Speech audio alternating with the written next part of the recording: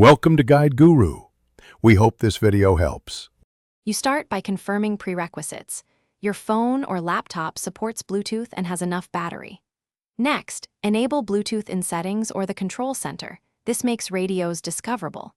Once done, put the device you want to pair into pairing or discovery mode, often a long press or a specific LED pattern, so both devices can see each other. Make sure you're within 1 to 3 meters. Proximity reduces interference and speeds discovery, and you're ready for the next step. Now you open the Bluetooth list on your primary device and scan. When the target device name appears, tap it to start pairing. This triggers a PIN or code prompt. Verify the code matches on both screens because matching codes prove a secure link. After you accept, the devices exchange keys and set up profiles for audio, files, or contacts. Allow these permissions when prompted.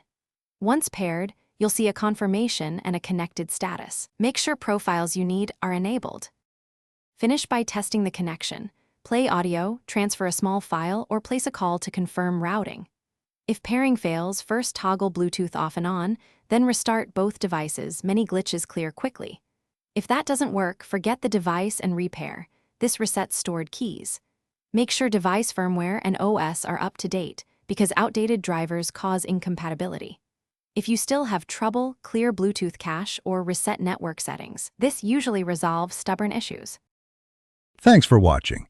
Consider subscribing if we helped you today.